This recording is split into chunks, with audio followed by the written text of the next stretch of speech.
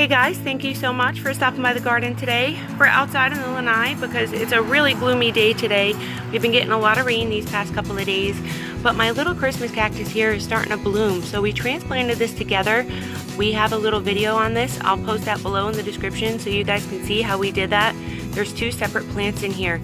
So one we got from my aunt up in Virginia, which is this whole side of the plant, and then this one right here, this side and this side is one plant right here. This is ours. So that bloom is probably going to be white, and hers I think is pink, hot pink. So we have tons of blooms on these heads, as you can see. Now I watered her 3 days ago with my Dynagrow Grow nutrients. It's a 795, and I watered with a half a teaspoon per gallon of water, and I soaked the soil all the way through to the bottom till it drained out. Let it soak through that pot a little bit in that tray underneath, and then I discarded any water left in that tray, and I went ahead and just watered another plant with it, like my basil back there. I always recycle my nutrients. If it comes out of the bottom like that, I just go ahead and water another plant with it in the soil. Now if you have bugs or something, or a disease, you definitely don't want to be transferring that leftover water in that tray to another plant, so just dump it down the sink or out in the garden somewhere, you know, away from your collection.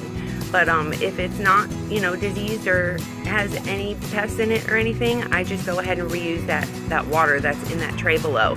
And usually I let it soak in there for about a good 5 to 10 minutes.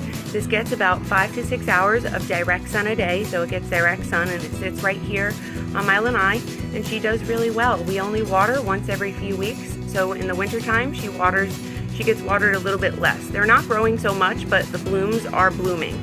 So even though she's blooming, she's not really growing. She's mostly dormant in the winter, so I water like once every 3 weeks or so. And then in the summer, if you're in a humid climate, I water maybe once every 2 weeks, because we're in Florida here, Central Florida, Zone 9B, and the weather gets really humid here to where it keeps my soil wet for a lot longer, so I don't have to water as frequent. Now if we get drier climates, then I go ahead and I have to water a little bit more, maybe once a week or so. So it all depends on what the climate's going to be doing around me.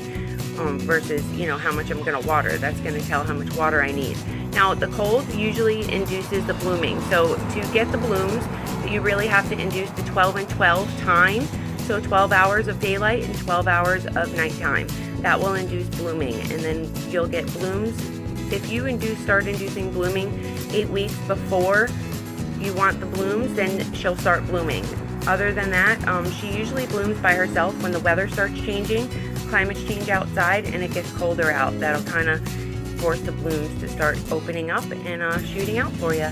If you guys need any help at all in taking care of these little Christmas cactuses, just let me know. Always here for you, and I'd love to help you in any way I can. We're going to be coming back after she blooms and doing another video on propagating these leaves, so stay tuned. Thank you so much for watching, you guys. Have a great weekend. Bye-bye.